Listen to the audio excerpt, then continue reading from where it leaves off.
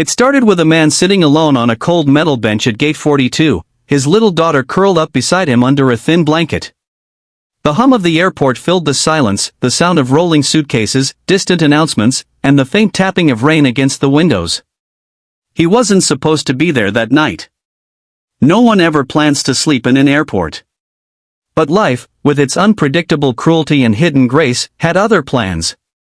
What he didn't know was that the woman sitting 2 seats away, dressed in a crisp suit, her eyes tired yet curious, was about to change everything. Ethan Miller was a single dad of 3 years, and life hadn't been kind. He worked double shifts as a mechanic, barely earning enough to pay rent and care for his 6-year-old daughter, Lucy. That night, he had been on his way to attend his brother's wedding across the country, a trip Lucy had been excited about for weeks. But a cancelled flight, an overbooked hotel, and an empty wallet left them stranded overnight in the terminal. He tried to keep Lucy entertained, telling her stories, letting her play with his old phone, but exhaustion crept in. Her head soon rested on his lap as he gently brushed her hair from her face. Across from him sat a woman, Emma Carlisle, CEO of a major design company, dressed in tailored perfection, carrying herself with the quiet strength of someone who'd learned how to hide pain behind poise. She was traveling for work, heading home after months of negotiations abroad. To anyone watching, she looked like she had everything: power, money, respect. But beneath the polished exterior was a loneliness she could never admit. Her life was all boardrooms and deadlines, no family waiting at home, no one to share the quiet moments with. She noticed him first, the way he tucked the blanket around his daughter's shoulders, the way his eyes lingered on her face as if she were his whole world. Something about that scene tugged at her chest. She didn't know why, but she couldn't look away. As the night stretched on, the airport grew quieter, the world outside drowned in rain. Lucy stirred in her sleep, shivering slightly. Emma, without thinking, walked over. "Here," she said softly, holding out her travel blanket. "She looks cold." Ethan blinked up, surprised. "Oh, I couldn't, thank you, but we're fine." "Please," she insisted. "I've got another one in my bag."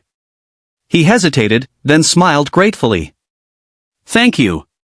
That's very kind." They talked for a while, small talk at first.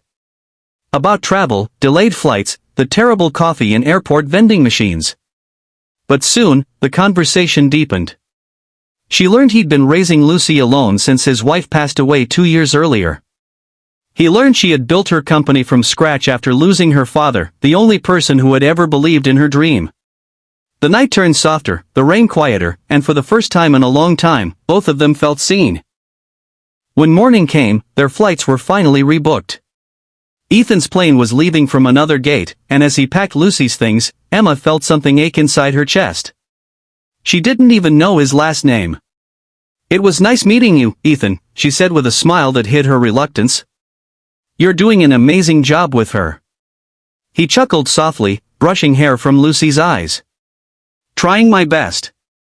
Thank you, really, for the blanket, for the company." They said goodbye, each walking away with a quiet sense of loss they couldn't quite explain. But fate, as it often does, wasn't finished with them yet. 2 weeks later, Ethan received an unexpected email. It was from a company in the city offering him an interview for a mechanic's position with benefits, higher pay, and childcare support. Confused but desperate, he accepted. When he arrived, dressed in his best clothes and holding Lucy's hand, he froze at the sight that greeted him: Emma Carlisle standing at the reception desk. Their eyes met, both stunned. "You," he breathed. Emma smiled gently. "Me. I run this company. I didn't tell you that night." He stood speechless. Why did you offer me the interview?" "Because good people deserve a chance," she said simply. "And I think you deserve more than life has given you." From that moment, everything began to change. Ethan got the job. He worked hard, rising quickly, earning respect for his skill and kindness.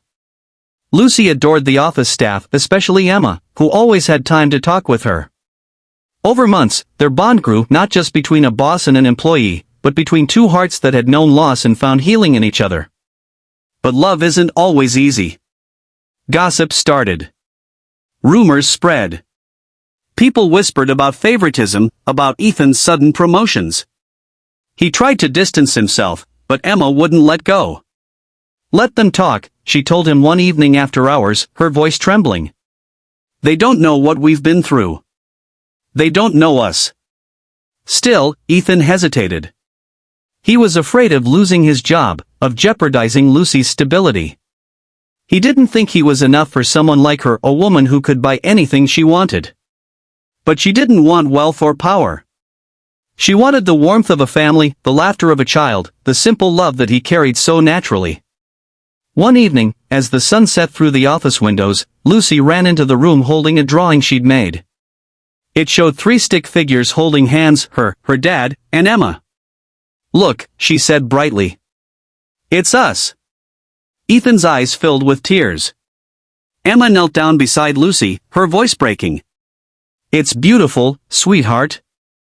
That was the moment Ethan realized love wasn't about what he could offer, but what they could build together. Months later, they returned to that same airport where it all began. Only this time, they weren't stranded. They were heading on vacation together, as a family. As they walked past gate 42, Ethan smiled and whispered, "Funny how life works, huh?" Emma squeezed his hand. Sometimes the best journeys start where you least expect. The story of a single dad who slept in an airport and the CEO who sat beside him wasn't about luck or coincidence. It was about 2 broken souls finding each other in the unlikeliest place. It was about hope that lingers, even in the darkest hours. And for anyone watching their story unfold, it was a reminder, sometimes, life's delays aren't setbacks, they're redirections. You just have to stay long enough to see where they lead.